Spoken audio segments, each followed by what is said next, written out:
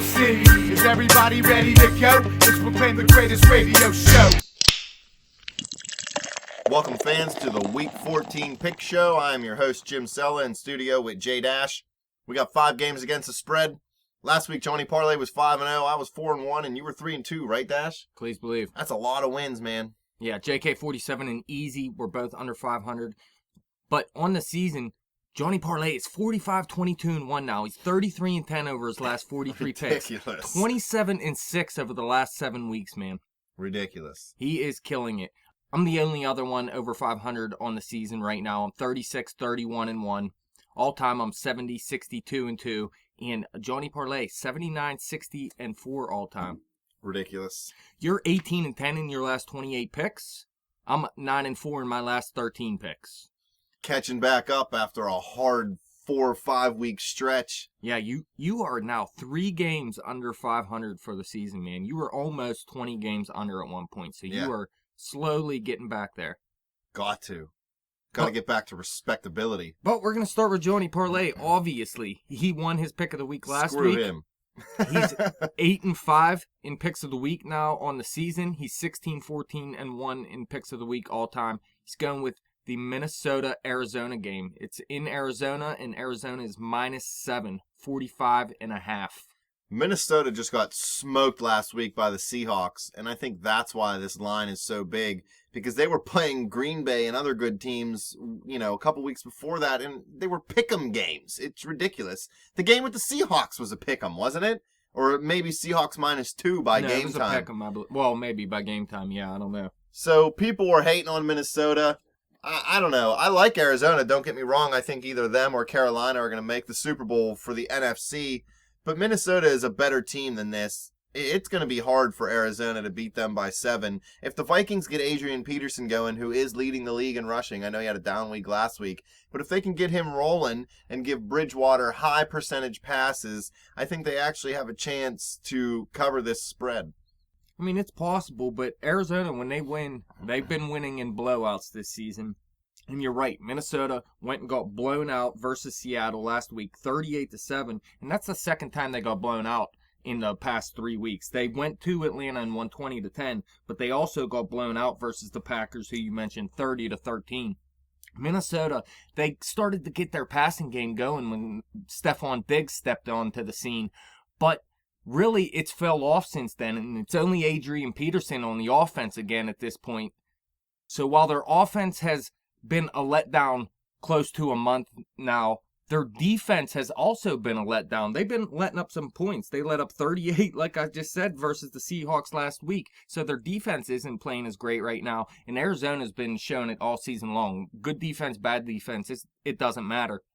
Now, I wish it was 6.5 because I could see them winning by a touchdown in this game and it being a push, but I'll still go with Arizona here. I'm going to say it's going to be a blowout. Minnesota's starting to fall off.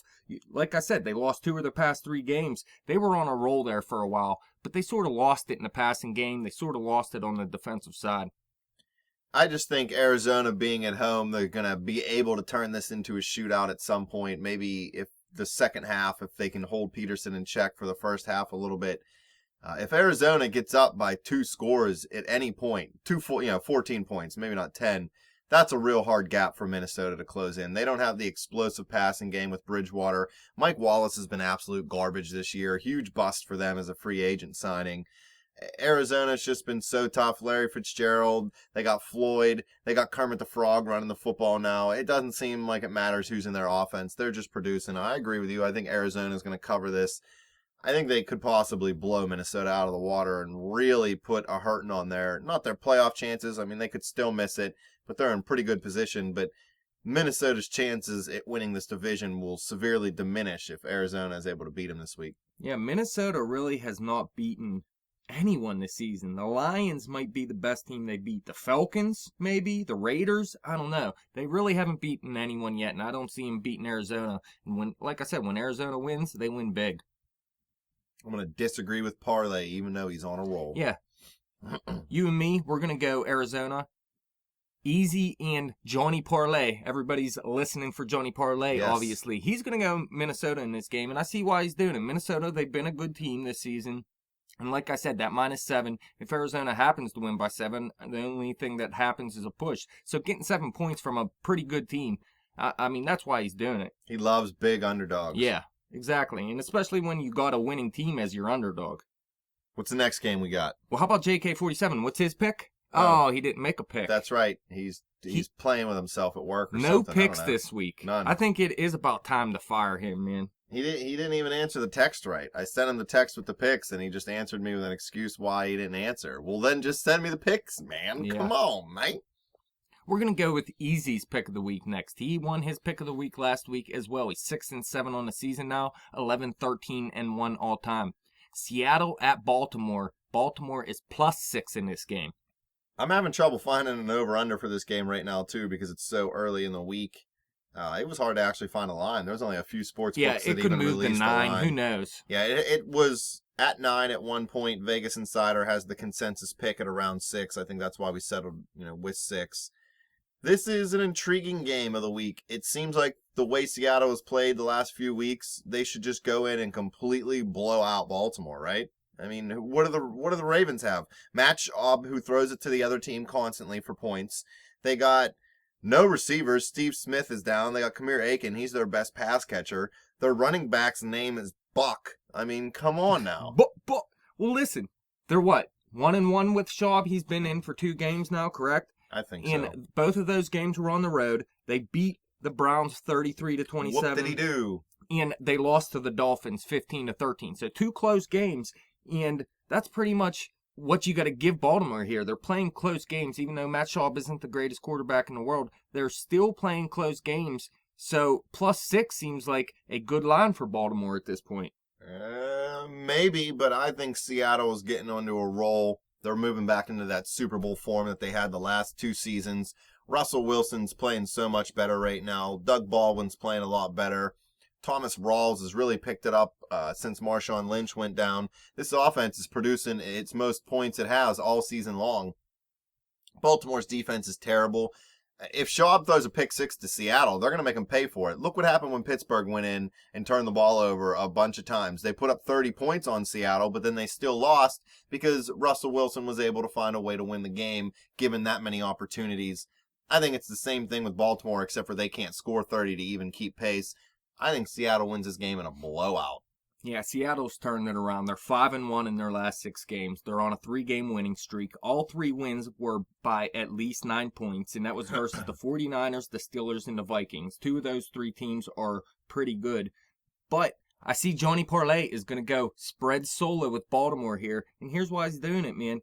They've lost by more than 6 points just once this season, and it was in Arizona, and that was just an 8-point loss. They lost by 6 at the Broncos, and then every other loss was by less than that. So they covered this line a lot throughout the season. But again, the way Seattle's playing, they've turned a corner at this point, and they're just going to roll right through this game. Well, look, you say it over and over again. Matt Schaub is a pick machine. He's a pick six machine. That's it. The way Seattle's defense has been playing recently, I see them stepping up and having a huge game. Oh, going to score a touchdown themselves, maybe 2. They covered all those games and those lines with Joe Flacco at quarterback, who isn't the greatest guy in the world, but he's not a turnover machine like Schaub. You cannot give Seattle's defense opportunities to make plays, and you can't give Seattle's offense a short field because they're going to take advantage of it. They're going to put points on the board. There's a reason why they've been in the Super Bowl the last 2 years. And like you said, the Seattle offense has totally turned it around as well. Over the past 4 games, at least 29 points in each game. I know Jimmy Graham was having a big game before he went down against Pittsburgh, but it seems like since he went down, they just keep blowing up. Yeah, it doesn't Get rid of Jimmy matter. Graham, they're good. Screw that dude. But me, you, and Easy all like Seattle, right? Yeah, we're all going Seattle. Don't forget, too, Thomas Rawls, he's been blowing up good defenses, so there's no reason he can't go out there and blow up this Baltimore defense. And the only thing they can do is stop the run. They're terrible against the pass. If Thomas Rawls can keep running like he has against good defenses these past couple weeks, Baltimore's going to have a ton of trouble in this game. Is Rawls running better because Jimmy Graham's out? Because Graham can't block for squat. I mean, yeah, it's definitely a possibility. And he just looks fresher than Marshawn Lynch. Marshawn Lynch has run hard for a long time. Yeah, takes a toll on your body. But yeah, Johnny Parlay, spread solo on Baltimore. Let's go with my pick of the week next. I'm 5-8 on the season, 14-10-1 all time. Starting to fall off here. I had a huge first year in picks of the week. Not so good this year, man. I like this one, though. I was thinking the same thing before you picked it, although that may scare you. Yeah. Well, we picked the same picks all throughout these 5 games. Oh, Jesus. I know. Detroit at St. Louis. It's a pick 'em. The over-under is 41. I'm going to say St. Louis, their offense is obviously terrible. They've done nothing pretty much all season long. I mean, Tavon Austin started to come up and play some good games. Todd Gurley came in. He started running beats, but Nick Foles never got it going. So teams started stacking the box. If you stop Todd Gurley, St. Louis is not going to win. Now they're saying Case Keenum's going to start this week. So is that any better? I think of Case Keenum like you think of Matt Schaub. I think this dude's a pick-6 machine himself. He's based. Yeah, they've lost their last 5 games. They haven't scored more than 13 points in their last 4 games, or more than 18 points in all 5 of those losses. And Detroit, sort of like Seattle, they've kind of turned the corner. Now, they're not as good as Seattle, but they're 3-1 in their last 4 games, and the only loss came last week versus the Packers in a tough loss. I mean, a Hail Mary pass ended up beating you.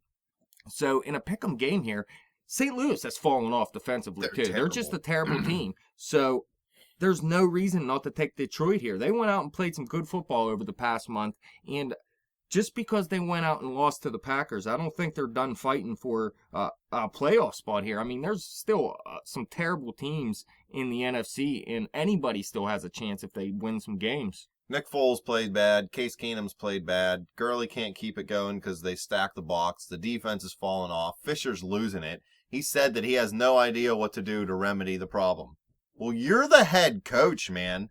Who else is supposed to know what to do to fix your team? It's your freaking team. This guy's been a coach in the league for 20 years. He has somewhere around 6 winning seasons in that time. Screw Jeff Fisher. He's garbage. I'm done saying he's a good coach. He's good with defense. That's it. His offense is terrible. The Rams are just done. I think he knows what he has done. to do. He just don't want to say it at this point. He can't come out and say, I have no quarterback. Case Keenum, you're going to start a quarterback. You got to wait till the end of the season and then come out and say, we need to go get a quarterback. Well, he traded for Nick Foles, so yeah, he but has what to did he admit... give up? He gave up Sam Bradford. It's not like he could just go out and get an elite quarterback. I mean, he tried to make a move. I mean, we thought Nick Foles was a decent quarterback. You know what I mean? I thought he would play better than he has. Yeah, definitely. And we like the move. I mean, Nick Foles for Sam Bradford, not terrible. You can't go to the Pittsburgh Steelers and say, hey, we want Big Ben, here's Sam Bradford. Well, I mean, understand. He tried to do the best he could, and it just didn't work out. I think Fisher needs to come out and say what really needs to be said. He screwed up. He traded for a guy that didn't make the team any better. And I know he didn't make the team, a lot worse or whatever. I don't think they'd have been doing a lot better with Bradford or whatever, but he still went out, made the move, got the quarterback that he could get, that he wanted out of what he could get, and it was a failure. He just needs to say he made a mistake. His quarterbacks aren't good enough to win, and I mean that's it. It's the way it goes. Admit defeat, Fisher. You're garbage. Yeah, so we're 3 of us here saying Detroit. Johnny Parlay again going spread solo. I don't understand the pick'em spread solo here. I understand his other spread solos. I mean, I know they're the home team, but come on. Come on, Parlay. I see here, in our first 4 games at least, there's a big line. He's taking the underdog. Now, in a pick'em, it looks like he's just going with the home team. Yeah, I guess. I mean, it's true. Detroit isn't the greatest team in the world, and if St. Louis's defense can step up and play like they were earlier in the season, maybe they can hold Detroit to just a couple points in this game and pull out a small victory. But the way St. Louis has been playing recently, there's no way I'm going to go with them. Early in the season, I predicted St. Louis to be my Super Bowl team. I always go out on a limb when picking Super Bowl teams. I'm not going to just pick the best team every season like a lot of people do. So I try to pick an underdog, and really I thought that offense would be better. Nick Foles would be a better fit than Sam Bradford, and there would be some guys like Stedman Bailey and Tavon Austin to step up, as well as Quick. I thought Quick was a pretty good receiver, and really they haven't even tried to get that guy really involved this season. So St. Louis, they just don't know what's going on right now. Detroit, it looks like they're trending upwards. So I'm definitely going Detroit in a pick 'em. Yeah, I'm not saying I'm smarter than Parlay, because if you look at our records, as far as this goes, I'm not. I'm just confused by this pick. We're going to go with your pick of the week next. The one everybody wants to hear. Yeah, you won your pick of the week last week, taking New Orleans over Carolina. Yeah, and everybody thought I was crazy. listen, well, what did you say? You were like, if New Orleans scores 30 points, what is Carolina going to do? And I said they're going to score over 40 points, and they did that. But New Orleans, they just tore it up, and they weren't doing that for the past month or so. They really broke out in this game against a very good defense. It was a crazy game. I just had that feeling that they weren't going to cover the line. So you're 4-8-1 now on the season in picks of the week, 14-17-1 all time. Going with Oakland at Denver, and Denver's -7. The over-under is 43. I just think that 7 points for a Denver Broncos offense that has Brock Osweiler as quarterback, it's not comfortable for me. If Peyton Manning was Peyton Manning right now and playing like he was before this year, I would say yes, Denver all the way. Screw Oakland. I mean, they played well early in the year, but the Raiders have really fallen off as of late. The offense is still, doing something, but the defense has been getting shredded. The Denver Broncos are winning football games. Yes, I do think they're still going to win this football game. I don't think they're going to cover this line of 7, though. That's a big line for an offense that likes to run the football. Their game plan coming into this week will be run the ball well, keep the ball out of Derek Carr's hands, keep the score low, play good defense, win at home. So that doesn't leave a lot of room to score 7 more points in the Raiders. I know Denver has the best or one of the best defenses in the league, but I also think that this being a division game, it's going to be a close game. And I know that the Denver Broncos have ruled this division since Peyton got there, but that was when Manning was playing like Manning of old. Not that Osweiler's playing bad, he's not turning the ball over a lot, but they're not winning flashy. Would they score 17 last week? Yeah. 17-3 against the Chargers, and I expect Oakland to score more points than the Chargers. Exactly. The Chargers are a mess right now. Not that Oakland's on a roll. They're 1-4 in their last 5 games, right, and they look ugly as well. But the last time these two played earlier this season in Oakland, it was a 16-10 victory by the Denver Broncos. I could see a similar type game. I have a feeling it's going to be like 14-11 or 14-10 or, you know what I mean? I just don't think. The thing that scares me is, Denver went out and only put up 17 points, but they did win by 14 last week at the Chargers, like we were saying. The week before that, though, they went out and beat the New England Patriots by 6 points as well. Right. And I don't see Oakland nearly as good as the New England Patriots, even though the Patriots have had a couple down weeks as well. What's the most points Denver scored since Manning's gotten hurt? 30 points versus the Patriots. I think it was just 3 weeks, right? They're 3-0 since. Yeah, this will be week 4. Yeah, they won 17-15 at Chicago. They won 30-24 versus the Patriots, and then they won 17-3 last week at the Chargers. That Patriots was a weird game too. A lot of big plays in that game, big runs by C.J. Anderson. Yeah, but I see Oakland doing just enough to stay in this game. The Broncos, they play good defense. They don't play high-scoring games anymore, and I think Oakland can do just enough to score points to stay in that game. And who knows? They could actually win this game, for all I know. Brock Osweiler is going to have a down game at some point. If Oakland puts 21 or more on the board, it's really going to be hard for Denver to beat them by 7 or more. And I know it's the same thing I said about Carolina, but it's just the theory that I use in these big dogs. Johnny Parlay's going with us saying Oakland, while Easy's going spread solo with Denver. He must have been drilling into his brain while he was making his picks today. Well, I mean, over the past 2 weeks, I would say the way Denver looked, they should cover this line, but I just don't see it happening with a division game. And I just see a similar game to what happened the last time these two played. Low scoring, and it's going to stay pretty close all game. One more pick here. Nobody's pick of the week because JK47 is no longer with us. He just all of a sudden up and quits. My phone doesn't work, guys. It's 2015. So we decided to go with a game where... the biggest joke line of the week so far. It's a joke line too, but these are 2 teams that are still fighting for a playoff spot as well. New England at Houston.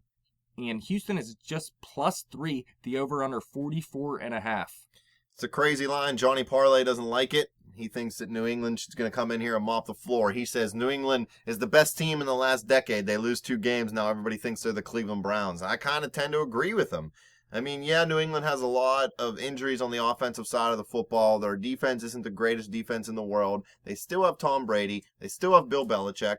They're still winning a lot of football games. They're in third place in the AFC. So you know they want to win this football game. They're going to be really mad that they just lost 2 in a row. Brady doesn't lose 2 in a row very often. And yeah, the Texans, they're trending in the right direction. I just don't think Brian Hoyer does a lot. He was actually up in New England for a while, so Bill Belichick knows exactly what he has coming at him. They're going to know exactly how to game plan against him. I think J.J. Watt and the defense have a decent day against the Patriots offense, but I still think New England wins this game by 10 points. I don't know. They're so much better of a football team than Houston. We don't know if Rob Gronkowski is going to be back this week or not. That's probably the biggest tell. If Gronk is back, the Patriots, to me, are almost a lock. Like, this is the biggest lock of the week if Gronk is back. But if not, then, I can kind of see. But I would still think it should be Patriots by like 5. Well, I thought the same thing last week. Even though the line was a lot bigger against the Eagles, to me, the Eagles are the worst team in football right now. They don't know what's going on. I think I like St. Louis a little bit better than the Eagles, to tell you the truth. Just because the Eagles have such a bad defense, and you can't win without a defense. And Tom Brady couldn't get it done against that defense, making mistakes in that game.